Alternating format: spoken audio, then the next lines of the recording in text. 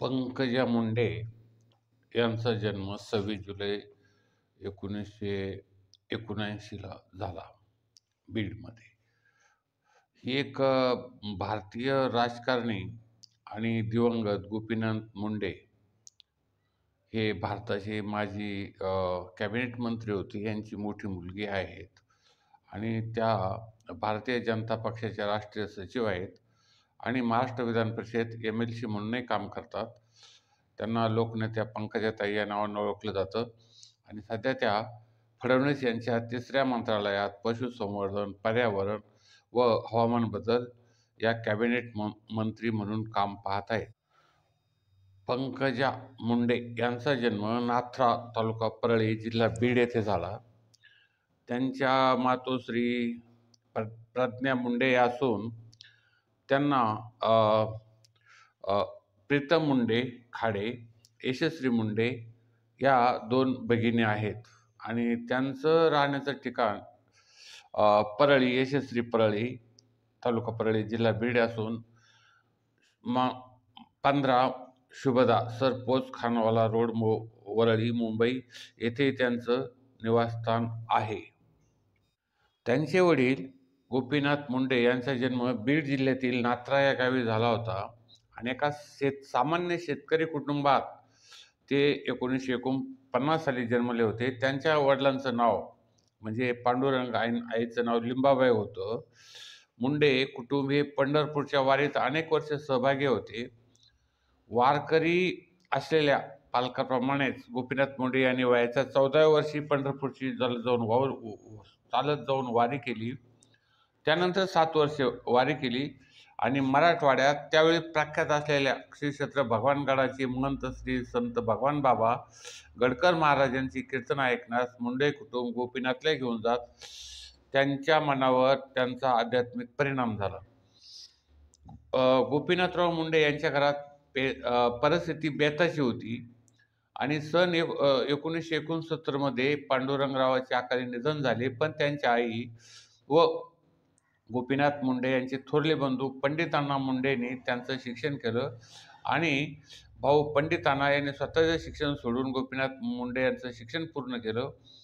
गोपीनाथ मुंडे यांचे धाकटे भाऊ व्यंकटराव मुंडे हे आहेत आणि 1978ला त्यांचं लग्न प्रमोद महाजन यांच्या भगिनी प्रज्ञा महाजन यांच्याशी अंबेजोगाईला झाले आणि गोपीनाथ मुंडे यांना पंकजा मुंडे, प्रीतम मुंडे आणि यशस्वी मुंडे या 3 मुली आहेत.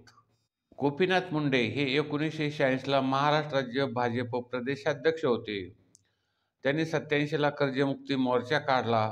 महाराष्ट्र राज्य विधानसभा निवडणुकीत रेणापूर मतदारसंघातून ते 1990ला आमदार म्हणून निवडून आले.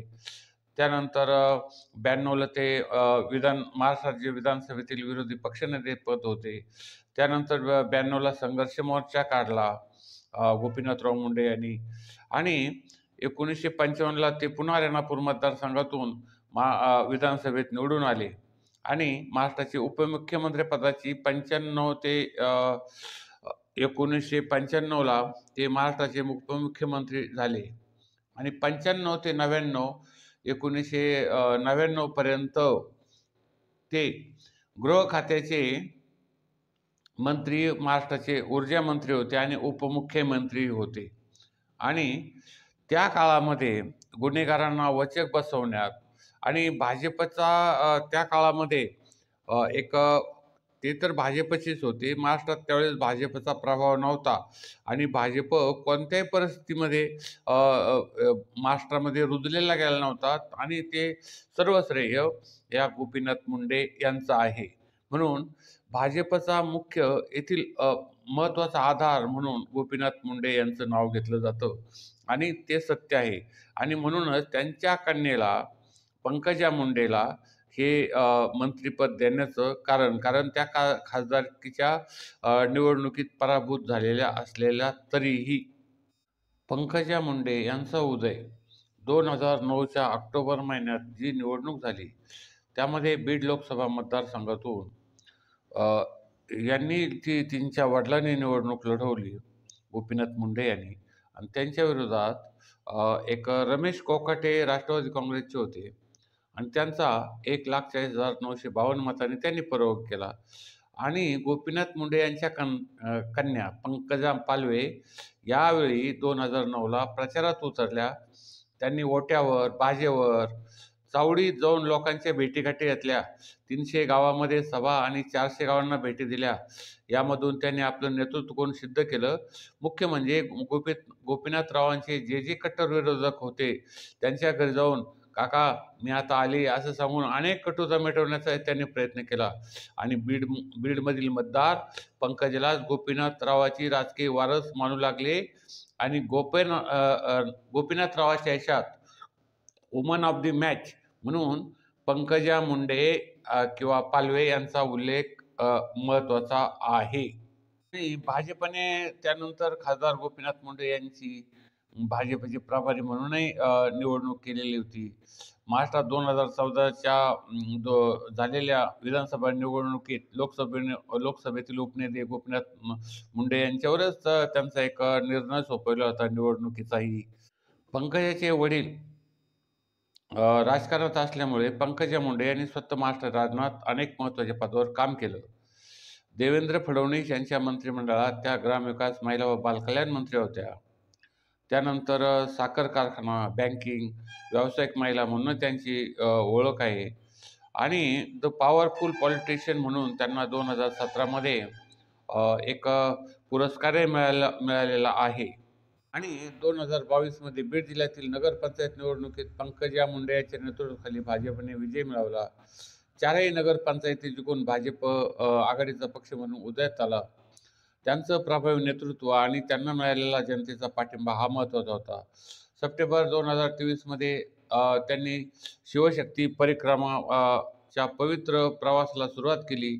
त्यावेळेस त्यांनी राज्यातील 10 जिल्ह्यातील ज्योतिर्लिंग आणि शक्तिपीठांच्या 11 पूज्य मंदिरांना भेट दिली. त्या संपूर्ण यात्रेमध्ये त्यांचं स्वागत झालं आणि लोकांकडूनही त्यांचा एक चांगला पाठिंबा मिळाला. आणि 2000च्या सार्वत्रिक निवडणुकीत पंकजा मुंडे यांनी भाजपच्या उमेदवार म्हणून निवडणूक लढवली, परंतु बजरंग सोनवणे यांच्याकडून त्यांचा पराभव झाला. आणि त्यानंतर 12 जुलै 2024च्या विधान परिषदामध्ये त्यांची विधान परिषद निवडणुकीत पंकजा मुंडे या विजयी झाला. आणि त्यांच्याकडं राष्ट्रीय सचिव भाजप मध्य प्रदेशाचं पद देखील आहे.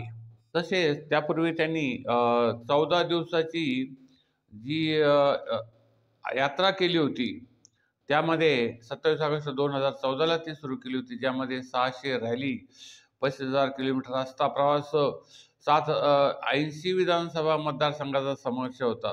आणि या संघर्ष यात्रेला उदंड प्रतिसाद मिळाला. अमित शहा, स्मृती इराणी आणि राजीव प्रताप रूडी यांच्यासारख्या राजकारण्यांनी त्या यात्रेला हजेरी लावली. पंकजा मुंडे यांनी मुख्यमंत्री व्हावे म्हणून जाहीर नापसंती सुरू असताना देखील पंकजा मुंडे यांनी राजकारणात स्वतःचं स्थान मिळवण्यापेक्षा भाजपला सत्तेत आणण्यात महत्त्वाची भूमिका बजावण्याची इच्छा व्यक्त केली. आणि म्हणून त्यांचं हे योगदान त्यांना पुन्हा मंत्री करण्यात कारणीभूत ठरलेलं आहे. आणि पंकजा मुंडे यांनी त्यांचे वडील गोपीनाथ मुंडे यांचं बीड येथं परळी येथे स्मारक उभारले. गोपीनाथगड नावाचा 20 फूट उंच पुतळा वैद्यनाथ सहकारी साखर कारखान्याच्या आवारात आहे. त्याचं उद्घाटनही अमित शहा आणि देवेंद्र फडणवीस यांच्या हस्ते झालं. गोपीनाथगड प्रतिष्ठानच्या माध्यमातून दुष्काळ निवारण, कौशल्य विकास, शैक्षणिक शिष्यवृत्ती असे अनेक सामाजिक उपक्रमही त्यांनी सुरू केलेले आहेत.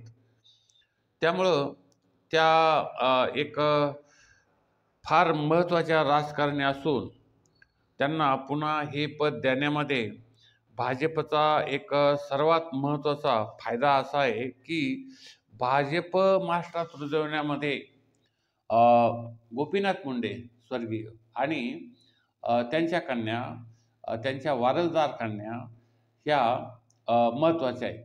आणि म्हणून पुन्हा पंकजा मुंडे यांना मंत्रिपद देण्यात आलेलं आहे. आणि आता त्यांच्या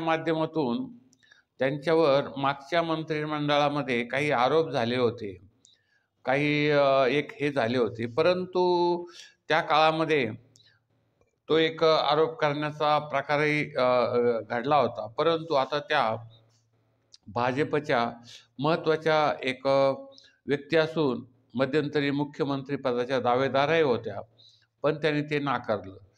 तर अशा या महाराष्ट्रामध्ये भारताच्या दृष्टिकोनातून सर्वात महत्त्वाच्या असलेल्या या मंत्री आपल्या मतदारसंघात आता पुन्हा चांगल्या उमेदवारीने आणि चांगल्या पद्धतीने कामकाज करणार आहेत. आता ही महत्त्वाची गोष्ट आहे. आणि लोकांचे प्रश्न, अडी-अडचणी किंवा एक आपल्या भागाचा विकास करण्यासाठी, आपल्या जिल्ह्याचा विकास करण्यासाठी, महाराष्ट्राचा विकास करण्यासाठी त्या सदोदित प्रयत्नशील राहतील, अशी आशा त्यांच्याकडून येते. त्यांना मंत्रिपदाच्या शुभेच्छा. आमचं ATM न्यू वर्ल्ड चॅनल संपूर्ण महाराष्ट्रामध्ये अनेक लाखो लोक बघत असतात. आपण या चॅनलला जास्तीत जास्त सबस्क्राईब करा, शेअर करा, लाईक करा आणि पुन्हा आमच्या या चॅनलला जास्तीत जास्त सबस्क्राईब करा. धन्यवाद.